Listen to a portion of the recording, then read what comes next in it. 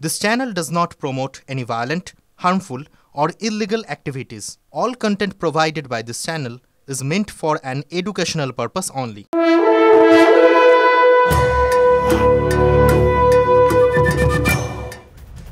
নমস্কার, আপনারা দেখছেন টিভি9 বাংলা। আমি শুভজিৎ রয়েছি আপনাদের সঙ্গে। এই মুহূর্তের গুরুত্বপূর্ণ আপডেট। বাংলায় দ্বিতীয় দফার প্রার্থী তালিকা ঘোষণা করে দিল বিজেপি। প্রার্থী তালিকায় একের পর এক চমক রয়েছে। 19 আসনের প্রার্থী তালিকা ঘোষণা বিজেপির। সবথেকে বড় চমক দিলীপ ঘোষ। মেদিনীপুরে দিলীপের পুরনো কেন্দ্রে বিজেপি প্রার্থী করেছে আসানসোলের বিধায়ক অগ্নিমিত্রা পালকে। দিলীপকে প্রার্থী করা হয়েছে বর্ধমান দুর্গাপুর লোকসভা কেন্দ্র থেকে। প্রার্থী তালিকায় নাম রয়েছে সদ্য তৃণমূল ছেড়ে বিজেপিতে যোগদান করা তাপস রায় এবং অর্জুন সিংয়ের। কলকাতা উত্তর থেকে তাপসকে প্রার্থী করেছে বিজেপি। ব্যারাকপুর থেকে প্রার্থী করা হয়েছে অর্জুন সিংকে। প্রত্যাশিতভাবেই তমলুক থেকে প্রার্থী করা হয়েছে প্রাক্তন বিচারপতি অভিজিৎ গঙ্গোপাধ্যায়কে। বসিরহাটের প্রার্থী হিসেবে ঘোষণা করেছে সন্দেশখালীর এক অভিযোগকারিণীকে, নাম রেখা পাত্র। দেবশ্রী চৌধুরীকে উত্তরবঙ্গ থেকে সরিয়ে এনে দক্ষিণ কলকাতার প্রার্থী করা হয়েছে। তৃণমূলের মালা রায়ের বিরুদ্ধে লড়বেন দেবশ্রী।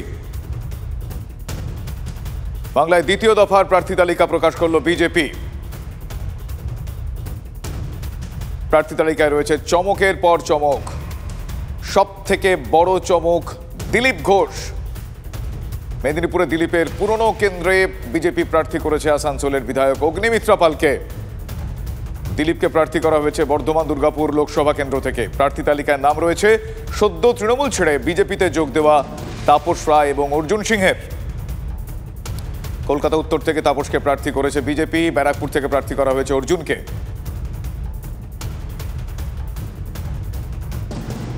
এই মুহূর্তে আমার সঙ্গে আমার দুই সহকর্মী রয়েছেন। আমার সঙ্গে রয়েছেন আমার সহকর্মী সুশোভন, আমার সঙ্গে রয়েছেন আমার সহকর্মী রাজা।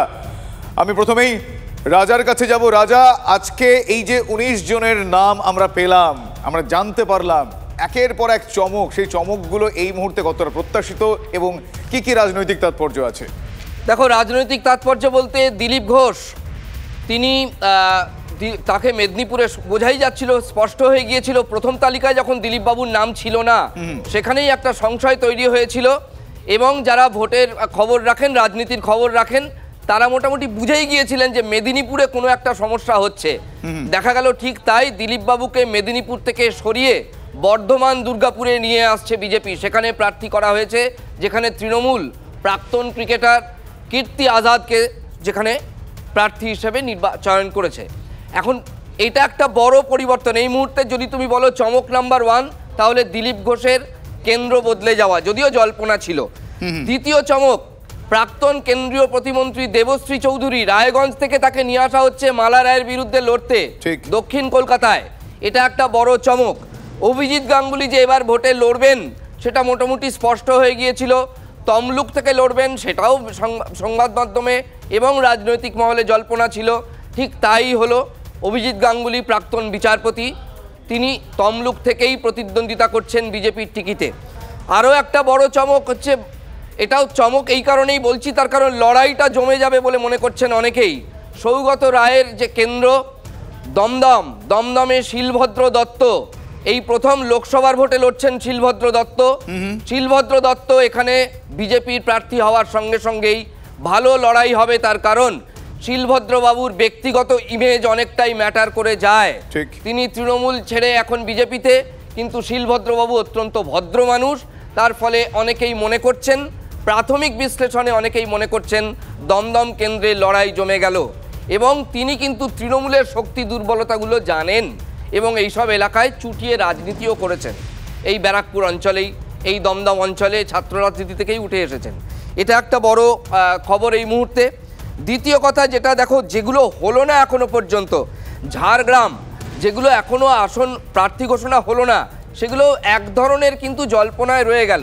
আসানসোল কে প্রার্থী বিজেপির এখনও চূড়ান্ত হয়নি। যার নাম ঘোষণা করা হয়েছিল তিনি সরে দাঁড়িয়েছেন। প্রথম দিনই টুইট করে এক্স হ্যান্ডেলে তিনি জানিয়ে দিয়েছিলেন সোশ্যাল মিডিয়াতে।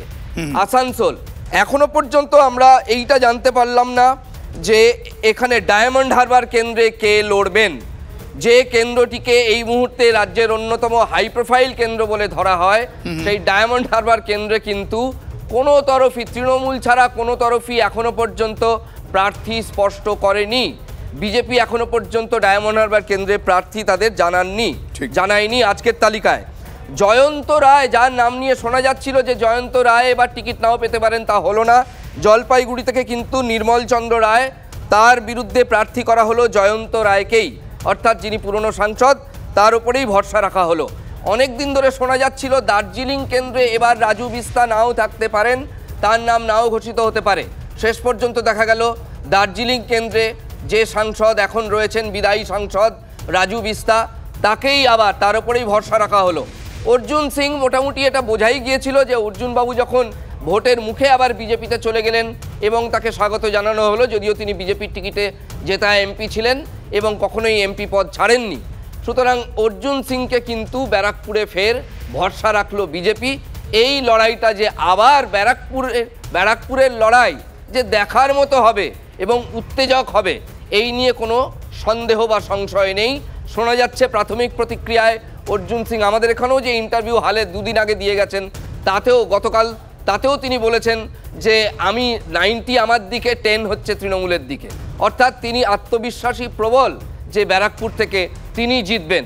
আপাতত এইগুলো বড় চমক। তার সঙ্গে এই যে দক্ষিণ কলকাতায় উড়িয়ে নিয়ে আসা মালা রায়ের যেটা কেন্দ্র, সেখানে দেবশ্রী চৌধুরী প্রাক্তন কেন্দ্রীয় মন্ত্রী, তিনিও যথেষ্ট লড়াকু, কিন্তু তাকে দক্ষিণ কলকাতায় উড়িয়ে নিয়ে আসা সম্ভবত এইটা কিন্তু অনেকেই প্রত্যাশা করতে পারেননি।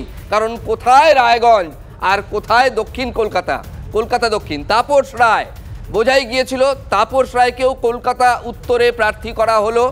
তাপস রায় বনাম সুদীপ বন্দ্যোপাধ্যায়ের আসল লড়াইটা এবার। রাজা, তোমাকে আমি একটু থামাচ্ছি এই মুহূর্তে আমার সঙ্গে লাইভে রয়েছেন অর্জুন সিং। প্রথমেই অর্জুন বাবু, আপনাকে স্বাগত জানাই টিভি 9 বাংলায়। শুভেচ্ছা।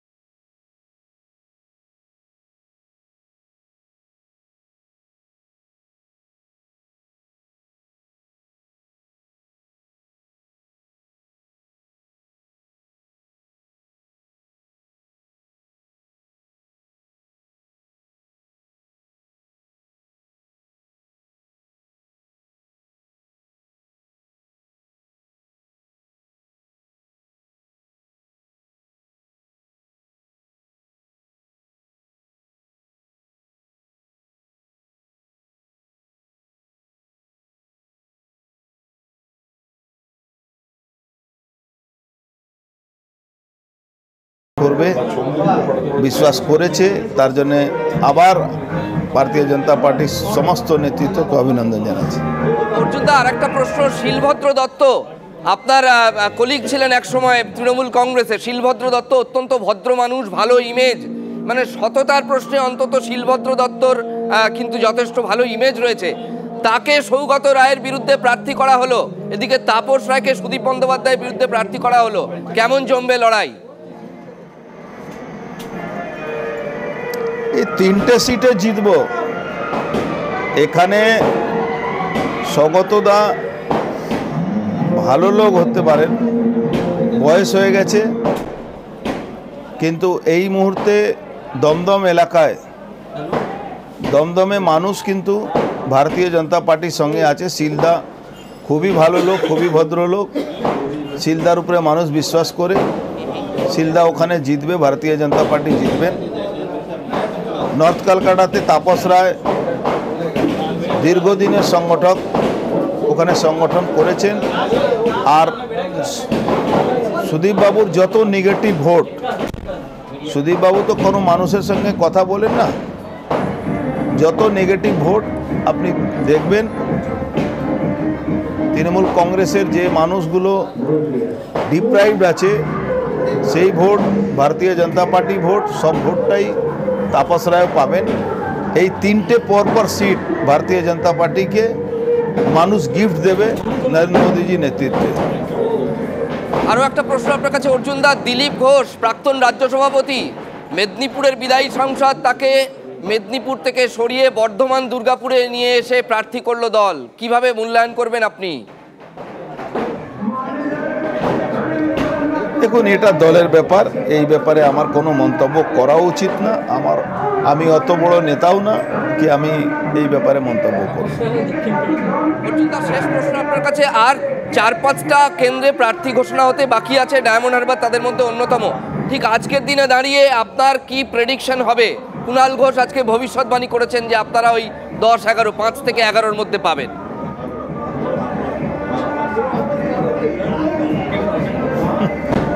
কুণাল ঘোষের ভবিষ্যবাণী আর কি হতে পারে? কুণাল ঘোষ একটা ভবিষ্যবাণী উনার হয়ে আমি করে দিচ্ছি কি কুণাল ঘোষের জন্যে তৃণমূল কংগ্রেসের সর্বনাশ নিশ্চিত আছে। কুণাল ঘোষ বিজেপি কি করবেন, কি কত ক্ষতি করবেন আমি জানি না। কুণাল ঘোষের কোনোদিন কোনো পঞ্চায়েত ভোটও লড়েননি, তো কুণাল ঘোষ কি করবেন এটা কুণাল ঘোষের ব্যাপার। কিন্তু কুণাল ঘোষ তৃণমূল কংগ্রেসকে শেষ করার জন্যে উনি ময়দানে নেমেছেন, এটা নিশ্চিত আছে। আচ্ছা, আজকে তো এই নাড়া পোড়ানোর দিন, কালকে হোলি দোল সব একই সঙ্গে। আপনি কালকে কখন থেকে রং মাখিয়ে প্রচার শুরু করবেন এটা একটু বলে দিন দর্শকদের। আমি তো এখন থেকে রং মাখিয়ে বসে আছি, সকাল থেকে দুবার চান করে নিয়েছি, আবার একবার রাত্রিবেলা চান করব। ওকে, এটা মানুষের ভালোবাসা, আর কিছু না। থ্যাংক ইউ, অনেক ধন্যবাদ অর্জুন দা। আমরা কথা বলছিলাম ব্যারাকপুরের বিদায়ী সাংসদ এবং ফের ব্যারাকপুরেই বিজেপি যার উপরে আস্থা রাখলো, ভরসা রাখলো, অর্জুন সিং, যিনি সদ্য আমাদের স্টুডিওতে এসে ইন্টারভিউ দিয়ে গিয়েছেন। অর্জুন সিং তিনি বলছেন কুণাল ঘোষ নিজে কখনো কাউন্সিলর ভোটেই জেতেননি, সুতরাং তার ভবিষ্যৎবাণী কখনোই মিলবে না। আর দিলীপ ঘোষকে প্রার্থী করা হয়েছে বর্ধমান দুর্গাপুর লোকসভা কেন্দ্র থেকে প্রার্থী তালিকায় নামের পর। কি বলছেন দিলীপ ঘোষ, শোনাবো আপনাদের। মানে আপনার আসন নিয়ে এখন অগ্নিমিত্রা পাল জিতবেন, সেটা কি একটু কোথাও? আমার বলে কিছুই নেই, আসন কিছু নেই। আমি তো আরেকজনের আসনে গেছি, মানে আলিউলে যে আমাদের সিনিয়র এমপি ওখান থেকে ছিলেন, তো পার্টি তাকে অন্য কাজ দেবে। আমাকে বলেছে ওখানে লড়তে, আমি লড়ছি। তিনি আসবেন বলছে, আমি আসবো, তোমার সঙ্গে প্রেস কনফারেন্স করবো, ওনার আশীর্বাদ আমি চেয়েছি। নতুন মাটিতে লড়াই শুরু করছেন, এখন একটু দেরি হয়ে গেল নাকি লড়াই শুরু করতে? গতবারে আলিউলিয়াজি 15 দিনে ওই সিট জিতেছিলেন, আমার কাছে তো 1.5 মাসের বেশি সময় আছে। আর মাটি তৈরি আছে আমাদের, সারা পশ্চিমবাংলা বিজেপির জন্যই খোলা আছে, বাকিদের অস্তিত্ব রক্ষার লড়াই। মানে একদম সদ্য নাম ঘোষণা হচ্ছে, তাও মার্জিনের বিষয়ে কিছু এখনই বলতে পারবেন? সেটা তো যখন ভোট গণা হবে তখন বোঝা যাবে, জিতছি এটা পাক্কা। দিলীপ একটা 1-to-1, সবাই 1-to-1, তাহলে এতক্ষণ কেন নিলে? একবারে আলাদা আলাদা নিতে পারবে। আমার লাইভে আছে তিনজন। হ্যাঁ, ঠিক আছে, আমি লাইভে আছি। দিলীপ আমাদের সঙ্গে এই মুহূর্তে সরাসরি রয়েছেন দিলীপ ঘোষ, তার সঙ্গে আমরা সরাসরি একবার কথা বলে নেব। দিলীপ দা, নতুন কেন্দ্র দেওয়া হলো আপনাকে, মেদিনীপুর কেন্দ্র ছেড়ে দিতে হলো। অন্যদিকে সাম্প্রতিককালে সন্দেশখালী, সেক্ষেত্রে কোন কোন বিষয় ইস্যু হয়ে উঠেছে নতুন করে বলার অপেক্ষা রাখে না। বসিরহাট কেন্দ্রে বিজেপি প্রার্থী রেখা পাত্র, তিনি কি বলেছেন শোনাবো আপনাদের। মাননীয় নরেন্দ্র মোদীজিকে, ওনাকে অসংখ্য ধন্যবাদ। উনি আমার মতো একজন গ্রাম্য মহিলাকে প্রার্থী করার জন্য, আর সেই সন্দেশখালী বসিরহাট জেলার মা বোনেদের পাশে দাঁড়ানোর জন্য আমি সর্বদাই ওই মা বোনেদের পাশে থাকবো, আর ওনাদের হয়ে আমি প্রতিবাদ করব।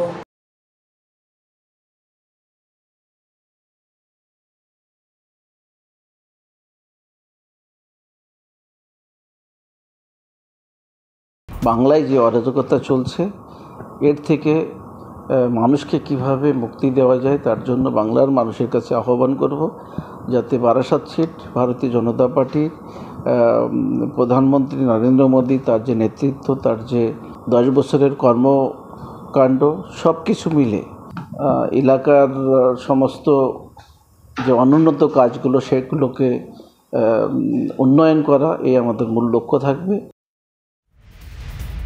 বিজেপির দ্বিতীয় প্রার্থী তালিকা প্রকাশ আজ। আপনাদের সেই প্রার্থী তালিকায় কোন কোন জায়গায় চমক রয়েছে শোনালাম, পাশাপাশি দিলীপ ঘোষ সেক্ষেত্রে অন্যতম চমক। কিন্তু কি বলছেন বিধানসভার বিরোধী দলনেতা শুভেন্দু অধিকারী প্রার্থী তালিকা ঘোষণার পর, শোনাই আপনাদের। এটা সিইসি করেছেন, যাদেরকে প্রার্থী করেছেন তাদের প্রত্যেককে আমি স্বাগত জানাবো। প্রত্যেকের জন্য পুরো পার্টি আমরা একসঙ্গে কাজ করব। না, আপনার তাড়াহুড়া কিছু নেই, ওটা শেষ পর্যায়ে ভোট 1 জুন, অনেক সময় আছে। যেগুলো ফার্স্ট ফেজ সেকেন্ড ফেজ দরকার ছিল, আমাদের তো সংগঠন ভোট করে, আর এই ভোটটা তো এমপি হওয়ার ভোট নয়, প্রধানমন্ত্রী করার ভোট। সিইসি বিজেপির হাইয়েস্ট, জেপি নাড্ডা চেয়ার করেন, প্রধানমন্ত্রী থাকেন, অমিত শাহজি থাকেন, রাজনাথ সিংজি থাকেন। এরা যা ডিসিশন করেছে উই অল পার্টি যাকে যেখানে মনে করে সেখানে পাঠায়, আর যেখানে মনে হয় যে সমস্যা আছে বা চ্যালেঞ্জ আছে শক্তপোক্ত লোককেই পাঠাবে। তো আমাকে সেই জন্য মনে করেছেন হয়তো বর্ধমানে যাওয়ার দরকার, তাই আমাকে পাঠিয়ে দিয়েছেন। কিন্তু সেই জায়গাটা তো আপনি এতদিন ছিলেন না, আপনার মেনলি মেদিনীপুর জায়গা ছিল, চেনা মাটি।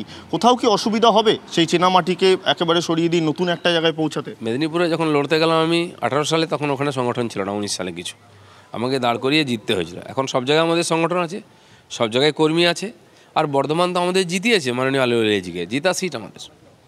সেই জায়গায় আজকে আমরা দেখলাম অগ্নিমিত্রা পাল তিনিও এলেন। কোথাও কি সেই পুরনো টিপস বা কিরমভাবে কি কিছু আলোচনা করলেন বা কিছু বললেন?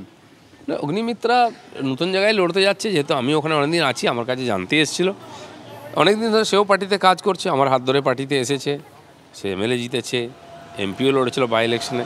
তো তাকে যখন পাঠানো হয়েছে তার কাছে একটু অপরিচিত জায়গা, যেহেতু নতুন এসছে, আমার কাছ থেকে জানতে এসেছিলো।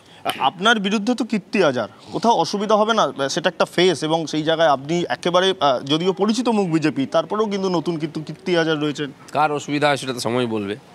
এর আগে আমি অনেক বড় বড় নেতাদের বিরুদ্ধে লড়াই করেছি এবং জিতেছি। কোথাও তো ফেস ভ্যালু ইম্পর্টেন্ট, সেই জায়গায় দাঁড়িয়ে কীর্তি আজারের ফেস কি একেবারে বলা যায় না যে মানে সেই জায়গায় গুরুত্বপূর্ণ? পশ্চিমবাংলায় কীর্তি আজাদকে কজন চেনে জিজ্ঞেস করুন, নাম চেনে? বর্ধমানের গ্রামে জিজ্ঞেস করুন। আজকে 30 বছর বা 35 বছর আগে উনি ক্রিকেট খেলেছেন, তাকে লোকে ভুলে গেছে, রাজনীতি ছেড়ে দিয়েছেন অনেকদিন। সে যেন টিএমসি আজকে বাধ্যবাধকতা লোক পাচ্ছে না, তাই বাইরে থেকে লোক নিয়ে আসতে, কারণ পশ্চিমবাংলায় যাকে করবে তার গায়ে কাদা লেগে আছে।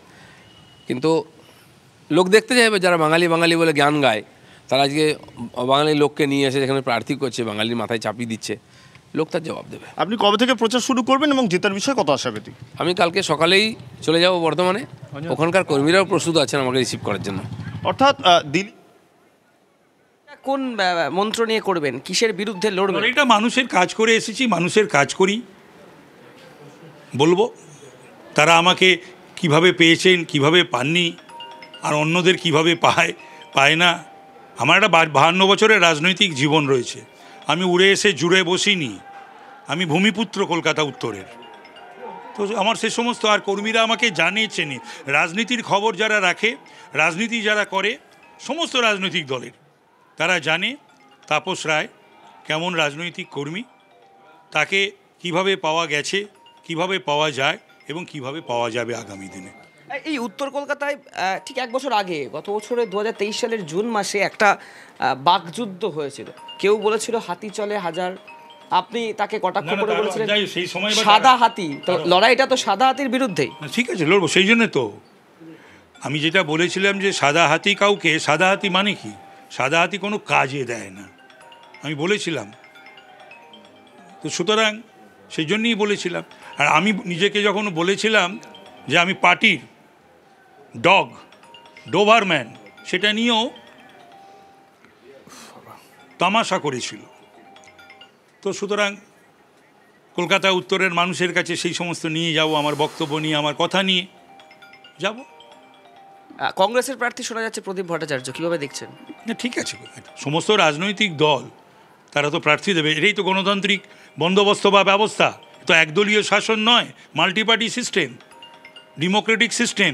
তাদের সমস্ত রাজনৈতিক দল প্রার্থী দেবে এবং সাধারণ মানুষ সেখান থেকে তাদের প্রতিনিধিকে বেছে নেবে।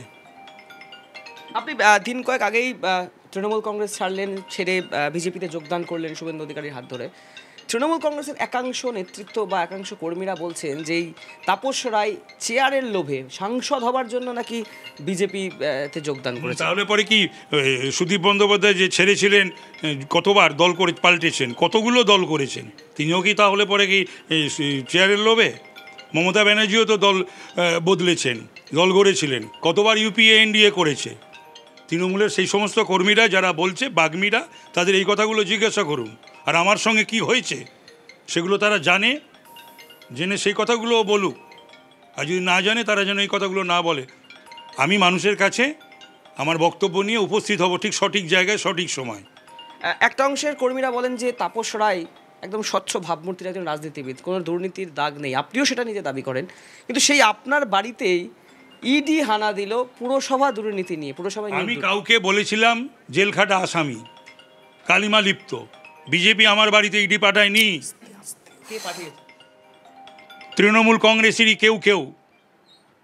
তার কারণ হচ্ছে ললিত ঝা ইস্যুতে প্রতিপক্ষ হিসাবে বিজেপি বলবে করবে, কিন্তু তাদের সেই হোয়াটসঅ্যাপ বা তাদের ক্লিপিংস, সেটাকে দায়িত্ব নিয়ে নিল তৃণমূলের কেউ কেউ ভাইরাল করার জন্য বিভিন্ন গ্রুপে। এক, দুই হচ্ছে 2রা জানুয়ারি, 4ঠা জানুয়ারি, 7ই জানুয়ারি কারুর বাড়িতে আলোচনা হচ্ছে, সেখান থেকে আমাকে এসে খবর দিয়ে যাওয়া হচ্ছে। আমি তাদেরকে ধমকালাম, বকলাম যে আমার বাড়িতে দিল্লি পুলিশ আসবে কেন, আমার বাড়িতে ইডি আসবে কেন। তার মানে কেউ কেউ ওই থাকে না, নকশাল পিরিয়ডের সময় ছিল না, ওই পুলিশের খোঁচর বলতো, এখনও আছে ডিডিসিআইডির ইনফরমার। কেউ কেউ তো ইডি সিবিআইয়েরও তো ইনফরমার আছে। তো সুতরাং এই যে 60-70টা পুরসভায় যে দুর্নীতি হয়েছিল তার একটা তো অন্যতম বরানগর, যার জন্য সমস্ত কিছু আমার ছেড়ে চলে আসা। তো সেইখান আমাকে যখন এসেছিল জিজ্ঞাসা করতে ওই 12 ঘন্টা ধরে, সেই অ্যাসিস্ট্যান্ট ডিরেক্টর আমাকে বারবার জিজ্ঞাসা করেছিল এই 60-70টা যার থেকে মানে কোম্পানি থেকে বা এজেন্সি থেকে ওই সমস্ত ওই ওএমআর ডিসপিস পাওয়া গেছিলো, তার নামে জিজ্ঞেস করছি তাকে চিনি কিনা। আমি তাকে নামেও চিনি না, চেহারাও চিনি না। আর জিজ্ঞাসা করেছিল বড়নগরের চেয়ারম্যানের সঙ্গে আমার কী সম্পর্ক। তো তাদের যা বলার আমি বলেছিলাম, এবং আমি আজও দাবি করছি যে গত 13 বছর, এই শুধু এই দুর্নীতি নয়, গত 13 বছর এই সরকার আছে, যদি কোনো দুর্নীতির সঙ্গে আমার কোনো ইনভলভমেন্ট থেকে থাকে বা আমার রাজনৈতিক জীবনে কোনো দুর্নীতির সঙ্গে আমার যদি কোনো ইনভলভমেন্ট থেকে থাকে, যেন অনেক রকম রাস্তা রয়েছে, সুযোগও আছে, তারা যেন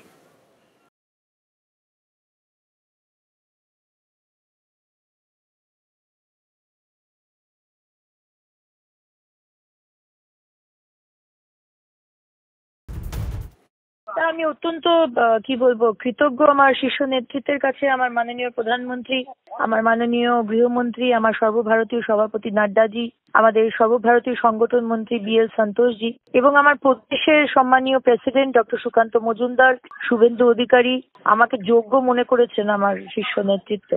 আমি সত্যিই কৃতজ্ঞ, এবং আমার 200% দিয়ে আমি চেষ্টা করব সিট লড়ে জিতে আসার। এবং আজকে খুবই একটা মানে কি বলবো, এটা কিরকম মনে হচ্ছে যেন গড সেন্ট যে দিলীপদারই সিটে আমি লড়তে যাচ্ছি। ব্যারাকপুরের ছবিটা আপনাদের এই মাত্র দেখাবো। ব্যারাকপুরে কিছুক্ষণ আগে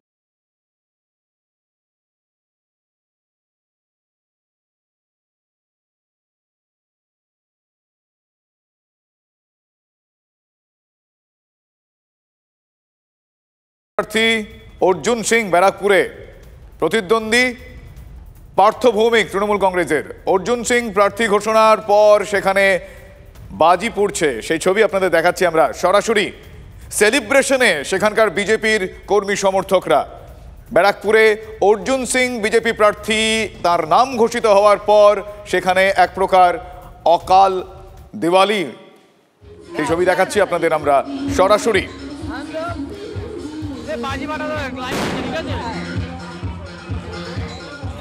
বাংলায় দ্বিতীয় দফায় প্রার্থী তালিকা ঘোষণা করে দিয়েছে বিজেপি। প্রার্থী তালিকায় একের পর এক চমক, সেই নিয়ে আমরা কথা বলছিলাম। সব থেকে বড় চমক দিলীপ ঘোষ। মেদিনীপুরে দিলীপের পুরনো কেন্দ্রে বিজেপি প্রার্থী করেছে আসানসোলের বিধায়ক অগ্নিমিত্রা পালকে। দিলীপকে প্রার্থী করা হয়েছে বর্ধমান দুর্গাপুর লোকসভা কেন্দ্রে। অন্যদিকে প্রার্থী তালিকায় নাম রয়েছে সদ্য তৃণমূল ছেড়ে বিজেপিতে যোগ দেওয়া তাপস রায় এবং অর্জুন সিংয়ের।